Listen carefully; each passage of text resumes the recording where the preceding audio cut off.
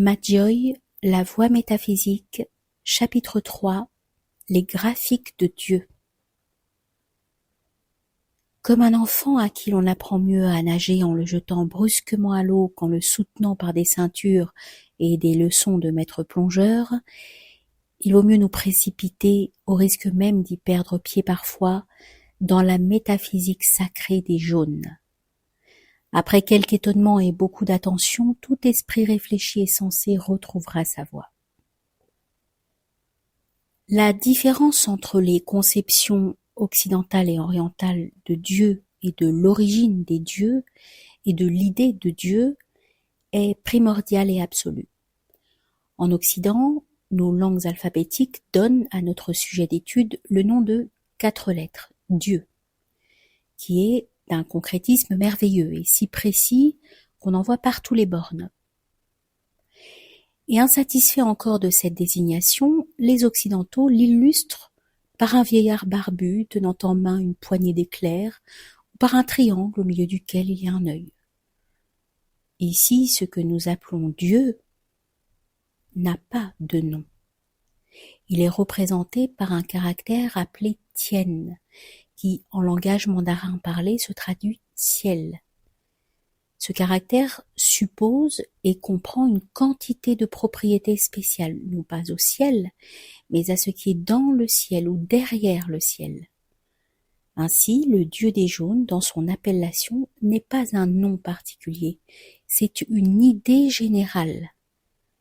Et cependant, Foyi, le premier mage historique de la Chine, jugea que cette idée générale était tout à fait insuffisante, injuste et génératrice d'erreurs. Et il remplaça le caractère par un dessin géométrique, inspécialisé, aussi généralisé que possible, et dont la forme serait représentative des raisonnements qu'on peut faire pour approcher d'une idée qu'on ne saurait concevoir. Ainsi, ce dessin géométrique prend la valeur d'un arcane métaphysique. L'ambition de l'occidental est d'être compris. L'ambition de l'oriental est d'être vrai. En théogonie comme en métaphysique, comme en toute science transcendantale, ces deux ambitions sont exclusives l'une de l'autre. Nous ne pouvons saisir le vrai que s'il est entouré et comme emmailloté d'erreurs. Notre devoir est de toujours distinguer cette erreur inconsciente et nécessaire de la vérité qu'elle recouvre. Il est aussi d'en diminuer l'épaisseur et la quantité, afin qu'à travers cette enveloppe de plus en plus amincie, la vérité éclate enfin. C'est dans cet état d'esprit que les mages jaunes ont construit les graphiques de Dieu. Ces graphiques portent le générique déterminatif de perfection. On énumère 2 perfections et par suite 2 graphiques de Dieu, la perfection active et la perfection passive. Mais il n'y a en réalité qu'une seule perfection. Et l'avons de suite la métaphysique chinoise du reproche de dualisme que lui font à cette occasion des esprits insuffisamment documentés. Il n'y a qu'une seule perfection, qu'une seule idée de Dieu, qu'une seule cause initiale de toute chose. Cette perfection dite active est génératrice et réservoir potentiel de toute activité, mais elle n'agit point. Elle est et demeure en soi, sans manifestation possible. Elle est donc inintelligible à l'homme, en l'état présent du composé humain. Lorsque cette perfection s'est manifestée, elle a, sans cesser d'être elle-même, subi la modification qui la rend intelligible à l'esprit humain. Peu importe que cette manifestation soit un acte simple de volonté ou une action véritable, du fait même que la perfection a agi, elle est propre à entrer dans la conceptualité, et elle se dénomme alors la perfection passive, Quen. La perfection est une et inintelligible à l'homme. Pour qu'on puisse en parler, il faut qu'elle devienne, ou du moins qu'on suppose qu'elle peut devenir intelligible. Et ainsi on la représente par 2 graphiques différents. Mais il n'y a tout de même qu'une seule et unique perfection, et qu'une seule cause initiale. Retenons bien que notre esprit ne saisit que le nombre, Il n'est pas apte à saisir l'unité, et moins encore le zéro qui est l'unité avant toute manifestation. Retenons aussi qu'on ne peut dire qu'il y a dualisme que là où il y a deux principes contraires ou différents, et que deux ou sans aspect d'un seul principe ne saurait constituer ni dualisme ni multiplicité.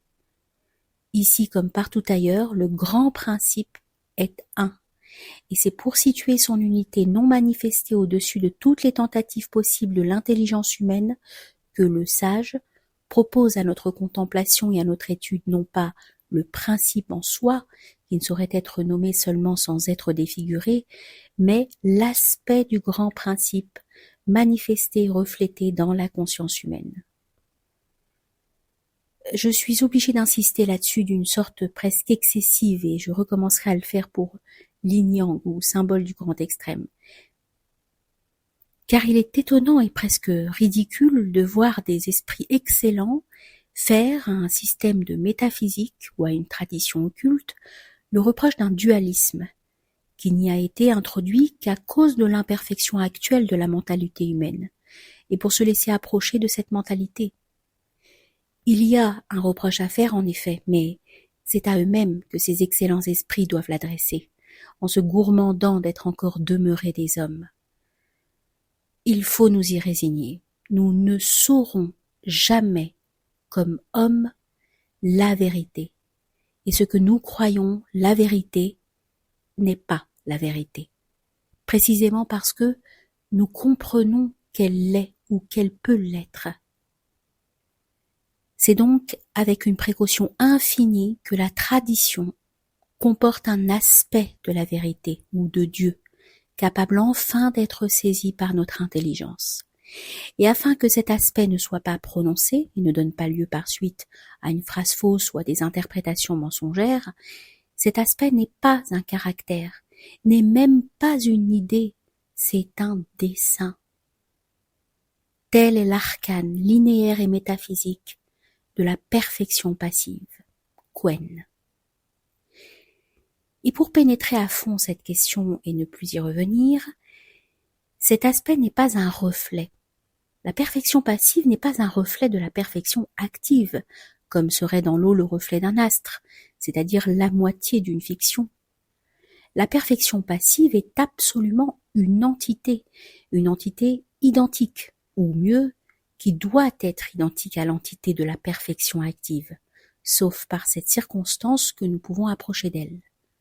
Autrement dit, la perfection active, saisie par notre entendement imparfait, voilà la perfection passive. Cependant, elle demeure la perfection, et c'est en cela qu'éclate sa mystérieuse réalité abstraite.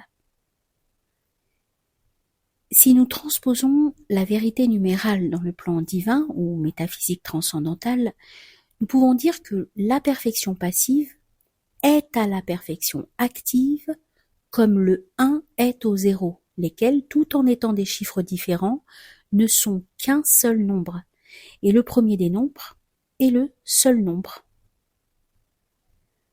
On ne saurait trop combattre cette erreur instinctive et formidable de l'esprit humain qui prête à la vérité cette multiplicité sans laquelle il ne comprend rien et dont il est le seul exemple dans l'universalité des esprits et qui par un orgueil inconscient projette son imperfection mentale sur la face même de la divinité. Ce dualisme est à la base de toutes les erreurs métaphysiques.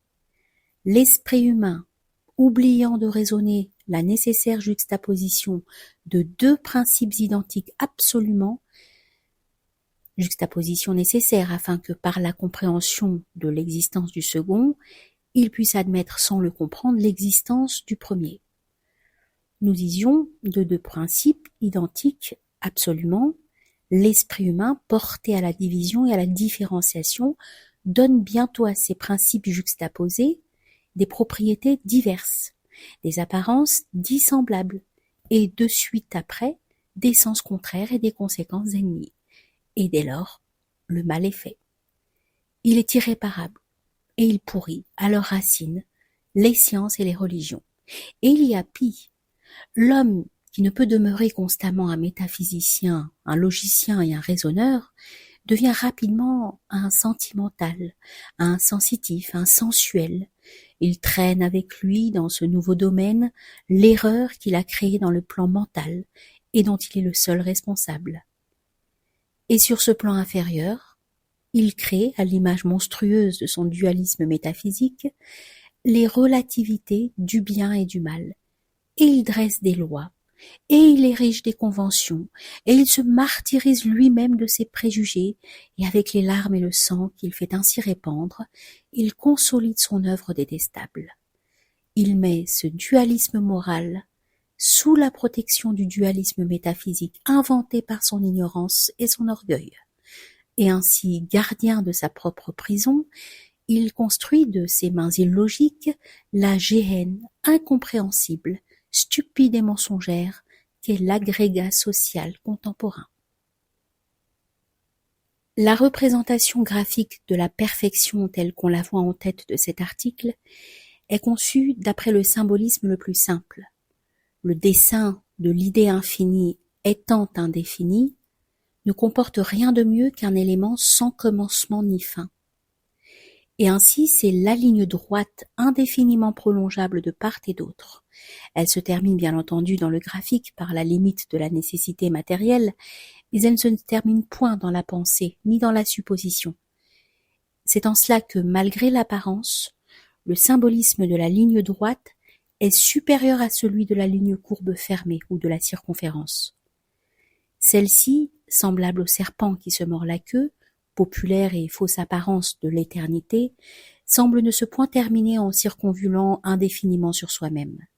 Mais en réalité, et avec précision, elle enclôt un espace, elle détermine une surface, qui est le cercle, qui a une mesure, et qui est donc finie. Et rien ne peut empêcher cette détermination, c'est-à-dire cette infériorité et cette insuffisance notoire du symbole.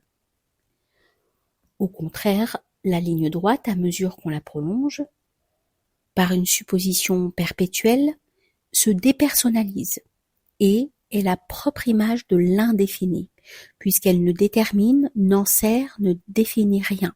Bien mieux, si je suppose un plan quelconque engendré par cette droite, j'ai l'indéfini de l'espace. Et si je suppose simultanément tous les plans engendrés par cette droite indéfinie, j'ai le volume universel, c'est-à-dire le symbole de l'infini. Et c'est pourquoi on voit la supériorité presque toujours méconnue de la ligne droite sur la circonférence en tant que représentation symbolique. Si maintenant nous pensons la perfection, c'est-à-dire notre pensée fait de la perfection active, la perfection passive, nous reconnaissons l'identité absolue de ces entités quant au fond, sinon quant à la forme. Et nous attachons, par le seul fait de notre pensée à la perfection passive, l'idée de notre multiplicité et de notre divisibilité, caractère spécial de la modification humaine et de la pensée, spécial à l'état humain. Ainsi, le symbole de la perfection passive doit être en tout point celui de l'active, et doit engendrer en plus l'idée de la multiplicité. Le plus déterminatif est un moins métaphysique. C'est pourquoi le symbole de la perfection passive sera la ligne droite indéfinie, avec une série indéfinie de solutions de continuité. Telle est la signification du trait brisé au point de vue de la divisibilité de l'être, c'est-à-dire au point de vue de la multiplicité des actions et des formes. Et ainsi, nous possédons deux symbolismes justes, puissants et simples. C'est sur eux que sont construits les trigrammes de Fohi, les hexagrammes du I Ching et les 64 arcanes de l'évolution.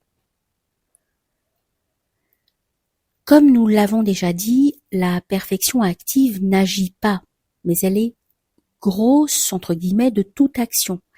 Et au point de vue humain, le principe action est la preuve de sa perfection et le commencement de la possibilité de son intellection. C'est pourquoi, s'adressant à des êtres humains et désirant leur faire comprendre la plus haute portée humaine de la métaphysique, le mage chinois met en première ligne l'activité. Et la suprême marque de l'activité pour la perfection est la faculté d'engendrer parfaitement, c'est-à-dire de se reproduire soi-même sans secours.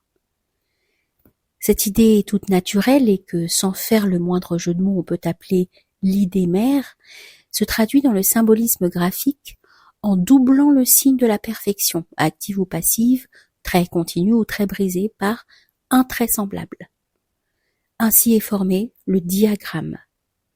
Ce diagramme est précisément la représentative symbolique du père et de la mère, c'est-à-dire des moyens de la conception. Ainsi, les deux traits conçoivent le troisième. Le père et la mère engendrent l'enfant, et dans le symbolisme, le trigramme immédiatement sort du digramme, qui n'est pas un état permanent, mais un passage de l'unité à la triade. Telle est la genèse des trigrammes de Fohi. Appuyons sur ce fait d'une profonde conséquence métaphysique et morale que l'état digrammatique n'existe que comme un instant. Dans l'œuvre formidable du Yi-King et de tous ses commentaires, l'existence du digramme est mentionnée une fois sur la valeur typographique d'une ligne de lettres occidentales. Ainsi, il est précisé par un volontaire silence que ce n'est pas un état logique, mais seulement un instant nécessaire entre l'unité et la Trinité. Seul le Père vaut d'exister, et l'androgyne éternel ne se sépare que pour se féconder lui-même. Et l'instant est mathématique. Le Père et la Mère n'existent que pour créer. Au moment de la création, ils sont unis et ne forment qu'un. Au moment où ils se séparent, le germe existe, et ils sont déjà trois. On peut s'intéresser à pousser ce principe dans tous les mondes. Ainsi, il n'est point de bien et de mal hors de la relativité humaine. Ainsi, il n'est point d'union de l'âme et du corps hors de l'esprit. Ainsi, pour parler catholique et cabale, il n'est point de Père et de Fils sans Saint-Esprit.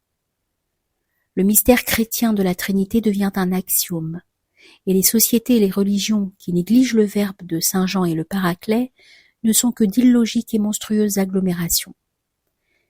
Nous laissons à nos lecteurs, qui sont évidemment informés sur toutes ces questions, le plaisir, à la fois délicat et facile, de tirer de ce théorème métaphysique toutes les déductions qu'il comporte. Naturellement, les trigrammes composés des mêmes traits sont ceux de la perfection. En composant ensemble dans toute position possible le trait continu et le trait brisé, on obtient 8 trigrammes qui sont les trigrammes de Fohi et la base de tout le symbolisme métaphysique des jaunes. De ces trigrammes sortent les hexagrammes qui constituent la trame du Yi-King. Pratiquement, mécaniquement pour ainsi dire, ils évoluent les uns par les autres. En doublant les trigrammes initiaux, c'est-à-dire en les écrivant 2 fois l'un sur l'autre et en les inscrivant comme on inscrit un octogone dans un cercle, on obtient le tableau magique appelé dans le peuple Ado. Si autour du centre unique, on fait tourner de gauche à droite le cercle des trigrammes extérieurs et simultanément de droite à gauche le cercle des trigrammes intérieurs, on obtient 64 situations de 6 traits, différentes les unes des autres, qui constituent les 64 arcanes de l'évolution. La 65e situation étant exactement la première et reproduisant les 2 hexagrammes de la perfection. L'explication, les formules et les commentaires de ces séries forment précisément le Yi-King, dont est justifié ainsi, même graphiquement, le titre de « Changement dans la révolution circulaire », en même temps qu'est symbolisé dans toutes ses modifications et dans sa transformation finale, le dogme fondamental de la tradition extrême orientale. Nous développerons d'ailleurs en son temps ce symbolisme si simple et si parfait. Il y a une raison profonde au doublement des trigrammes et à leur conversion en hexagrammes. Cette raison, à la fois humaine et métaphysique, est familière à chacun. Le trigramme, ou pour généraliser l'idée ternaire qu'il représente, est l'image d'une entité métaphysique réellement existante, mais éloignée de l'humanité à l'infini, et tout au bout et au-dessus de son horizon intellectuel. Il se reflète dans notre entendement comme un objet se reflète dans l'eau qui baigne sa base, ou comme en pleine mer, la lune dans l'océan où elle va sombrer. Ainsi le trigramme céleste et son reflet dans notre raison produisent l'hexagramme. Et ici encore éclate le principe ternaire, car le ciel ne se reflète sur la terre qu'à travers le cœur de l'homme, car le monument ne se réfléchit dans l'eau que grâce à la lumière du jour, car l'âme n'influe sur le corps que par l'intermédiaire de l'esprit, car le Fils ne communique la grâce du Père et le Père ne répand les mérites du Fils que par la vertu de l'Esprit Saint. 3 fait 1 par l'effet d'un 2 fugitif et latent. Et l'hexagramme est un énéagramme dont le trigramme céleste est réel, dont le trigramme humain est un reflet, et dont le trigramme spirituel s'inscrit en des milieux si ténus et si fluides qu'il ne laisse nulle part de traces et de témoins, et que la logique seule indique la nécessité de son existence. On peut remarquer dès maintenant, on remarquera davantage encore par la suite, à combien de pensées universelles la tradition extrême orientale, pour lointaine et reculée qu'elle soit, a donné naissance. À chaque instant, dans le cours de ces études qui paraissent plus rébarbatives qu'elles ne le sont en réalité, l'application de l'ancien principe jaillira claire et indubitable à nos propres méthodes et à nos traditions occidentales que des siècles de civilisation blanche ont transformées en les croyant perfectionnées ou expurgées. Et ce sera à la fois une grande facilité pour la compréhension de la doctrine, comme ce sera aussi un puissant réconfort pour les intelligences synthétiques à qui nous voulons nous adresser, de voir que le lien n'est pas rompu et que jamais il ne pourra l'être, qui nous rattache à la commune origine, d'où nous venons tout aussi bien que Foï lui-même, et où nous retournerons tout aussi bien que les plus respectueux tenants de Foï. Nous n'avons rien à créer, rien à inventer, rien même à expliquer par de nouveaux moyens. Nous n'avons qu'à ne point perdre ce qui nous reste, et à retrouver ce que nous avons égaré, et qu'on nous permette de dire ici tout haut ce que pensent tout bas et ce que savent tous les métaphysiciens et les occultistes de tout pays. Dans l'obscuration et l'oubli des sciences sacrées, il y a une question de race et de latitude. Les savants de la Chine et de l'Inde n'ont rien oublié, mais nous avons été séparés d'eux par des barbares. Seuls les Ninivites, destructeurs des sciences védiques, et les Sémites, copistes insuffisants et cruels des sciences égyptiennes, ont créé un hiatus entre l'Antiquité et la contemporanéité, entre la science orientale et la recherche occidentale. C'est en passant à côté, à travers ou par-dessus ces races médiocres que nous retrouverons notre voie et que l'humanité moderne se rattachera dignement à ses ancêtres du cycle de Ram. Si la suite de ces études parvient à prouver ces propositions au plus grand nombre, nous aurons commencé notre œuvre par le meilleur. Mais dès aujourd'hui, après cette simple détermination des graphiques de Dieu, précision combien admirable est la science que nous suivons, combien simple est la méthode que nous employons. Nous avons déclaré l'être Dieu ou la perfection inintelligible à l'homme. Et il l'est en réalité. Nous avons constaté combien les systèmes religieux en honneur parmi le gros de l'humanité cherchaient à défigurer Dieu, à le rapprocher de nous afin de le faire pénétrer par notre entendement. Ces systèmes détruisent volontairement l'idée métaphysique et ne nous offrent donc plus que l'erreur. Ou bien, en établissant l'anthropomorphisme, ils nous présentent une thèse aussi grossière que le fétichisme des races non cultivées. Et malgré ces déformations, ils n'arrivent point à nous satisfaire. À la suite de la tradition primordiale, nous n'avons pas voulu, nous n'eussions pas pu d'ailleurs imiter ces transformations amoindrissantes. Dieu, la perfection, nous demeure et nous demeurera inintelligible tant que nous-mêmes nous demeurerons des hommes. Mais cette perfection que nous n'avons pu comprendre, que nous n'avons pu ni discuter, ni raisonner, ni nommer, nous l'avons dessinée. Et en la dessinant, nous ne lui avons point donné de contour, nous ne l'avons pas fini, mais nous la connaissons de nos yeux.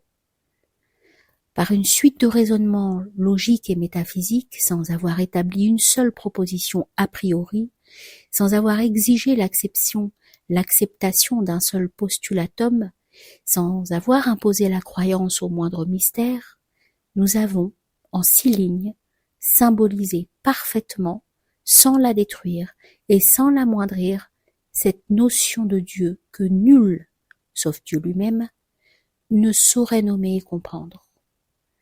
Ce tracé simple, cette abstraction linéaire, cet arcane métaphysique, nous sentons profondément qu'il l'est et ne saurait être autrement qu'il n'est ici présenté. Et nous tenons en main cet instrument merveilleux par lequel nous pouvons poser sûrement la représentation idéale, entière et axiomale de l'inintelligible. Nous ne le comprenons pas, nous ne le nommons pas, nous ne l'écrivons pas, nous le voyons. Et c'est lui, ce symbole plus admirable que les plus magnifiques idées concevables au cerveau humain, qui sera ici la base et le départ de toutes nos propositions, de même que ce qu'il représente est le but immanquable de notre existence et de nos efforts.